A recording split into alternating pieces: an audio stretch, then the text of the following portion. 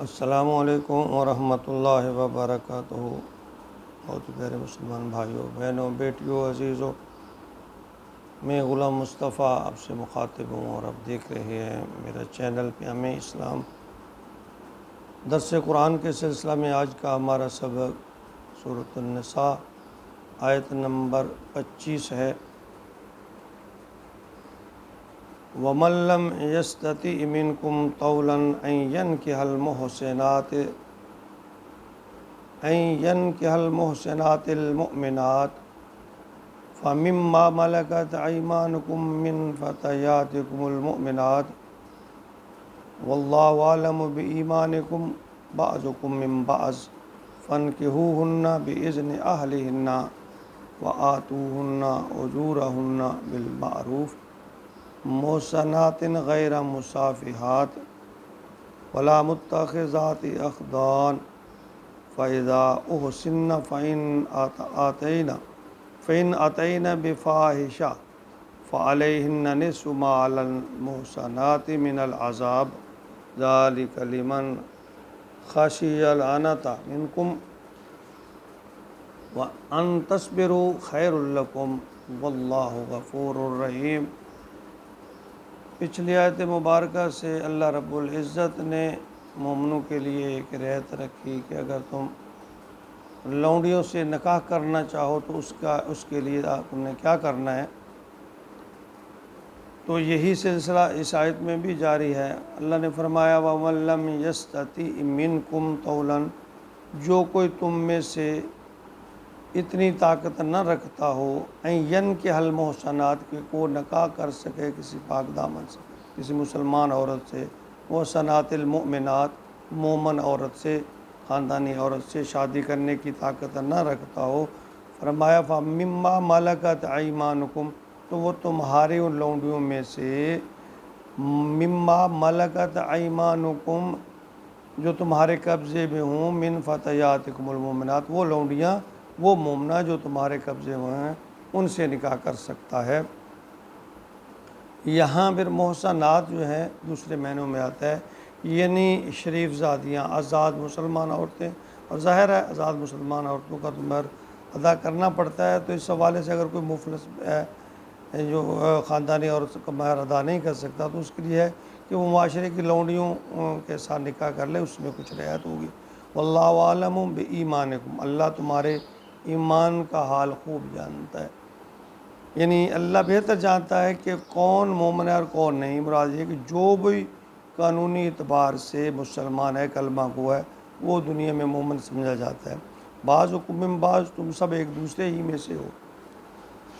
فَانكِحُوهُنَّ بِإِذْنِ أَهْلِهِنَّ، سو ان سے نکاح کر لو ان کے مالکوں کی اجازت سے،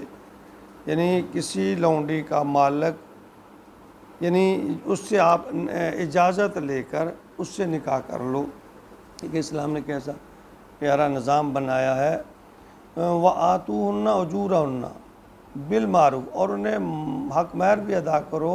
جو معروف طریقہ ہے، یعنی جو رائج طریقہ ہے اس کے مطابق حق مہر بھی ادا کرو۔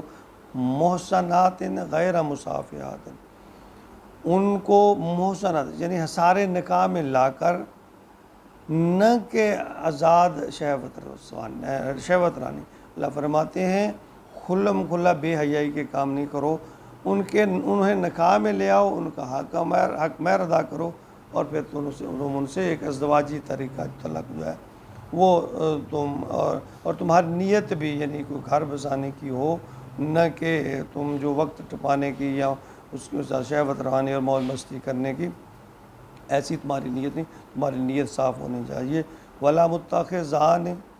متخذات اخدان، اور نہ ہی چوری چھپے آشنائی کرو۔ چوری ازدواجی جو تعلق ہے، چوری رکھنا، یہ زنا کے زمرہ میں آتے ہیں۔ اللہ نے فرمایا تم اگر مومن عورتوں سے نہیں کر سکتے تو پھر لونڈیوں سے ہی کر لو، کیونکہ ان کے حق مہر میں کچھ رعایت بھی ہے، اور اس کا بھی طریقہ بتایا کہ ان کو باقاعدہ طور پر حق مہر ادا کر اپنے عقد نکاح میں لے آؤ، چوری چھپے ان کے ساتھ تعلقات قائم نہ کرو۔ یعنی یہ ایک واقعہ ہے حضرت سمیہ سے، جب حضرت یاسر نے نکاح کیا، کیونکہ یہ سمیہ جو ہے وہ ابو جہل کی چچا کی ایک لونڈی تھی جو ایک شریف انسان تھا۔ جب حضرت یاسر یمن سے آ کر مکہ آباد ہوئے تو انہوں نے ابو جہل کے چچا سے اجازت لے کر سمیہ سے یعنی لونڈی سے شادی کر لی، تو ان سے حضرت عمار پیدا ہوئے۔ یہ 3 افراد کا کنبہ یعنی یاسر، عمار بن یاسر اور عمار کی والدہ سمیہ۔ ابو جہل کا جو چچا تھا وہ چونکہ ایک شریف النفس تھا، لیکن جب وہ فوت ہو گیا تو ابو جہل نے یعنی ایک وراثتی طور پر وہ اس کے حق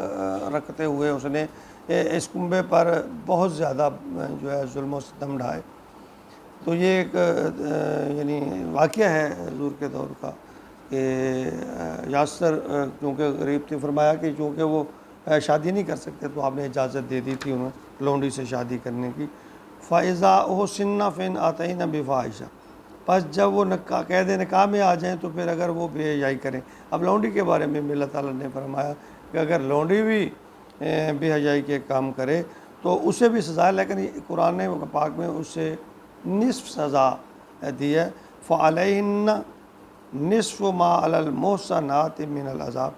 کہ ان پر سزا کی نسبت آدھی سزا ہے جو آزاد عورتوں کے لیے ہے، یعنی لونڈی اور جو ہے ان پر کیونکہ وہ مجبور ہوتی ہے، لونڈی جو ہے وہ کسی نہ کسی کے محتاط ہوتی ہے، تو اس طرح اگر وہ جان بوجھ کر بدلنے یا اس طرح کا معاملہ پیش آ جائے تو اس کے لیے قرآن پاک نے نصف سزا جو ہے مقرر کی ہے۔ ذالک لمن خشی العنۃ منکم، یہ اجازت تم میں سے ان کے لیے ہے جن کو گناہ پہ پڑنے کا اندیشہ ہے۔ اللہ فرماتے ہیں یہ شادی اور لونڈی سے شادی کرنا یہ ان کو اجازت ہے جن کو یہ خدشہ ہو کہ وہ اپنے نفسانی خواہشات پر کنٹرول نہیں کر سکیں گے، کہیں برائی میں مبتلا نہ ہو جائیں، تو ایسی صورت میں وہ چوری چھپے کسی کے ساتھ تعلقات رکھنے کی بجائے باقاعدہ طور پر اکمر دے کر ان کو اپنے نکاح میں لے آئیں، تو اللہ فرماتے ہیں یہ اس سے بہتر ہے جو تم خفیہ طور پر تعلقات رکھو۔ وَأَن تَصْبِرُوا خَيْرٌ لَكُمْ، اور یہاں پھر ایک اللہ نے بہت ہی اہم بات فرمایا اگر تم صبر کرو تو یہ تمہارے حق میں بہتر ہے، یعنی یہ ایک رعایت کے طور پر لونڈی کے ساتھ نکاح کرنا گویا ایک اللہ رب العزت نے ایک رعایت دی ہے ان لوگوں کو، ان نوجوانوں کو یا ان آدمیوں کو جو اپنی شہوت نفسانی جو ہے اس پر کنٹرول نہ رکھ سکیں۔ اللہ نے فرمایا پھر اس سے بہتر ہے کہ تم چھپ کر کسی سے تعلقات رکھو، تم ان سے نکاح کر لو، اور اگر تم صبر کر لو، اللہ فرماتے ہیں اپنے آپ پر کنٹرول کر لو تو یہ تمہارے لیے اس سے بہتر ہے۔ واللہ غفور رحیم، اللہ غفور ہے اور رحیم ہے، معاف کرنے والا بھی ہے اور رحم کرنے والا بھی ہے۔ اللہ فرماتے ہیں یہ دیکھیں نا، اللہ نے ایک رعایت دی تھی اس وقت ان لوگوں کو جو شادی رکھنے کی استطاعت نہیں رکھتے تھے کہ تم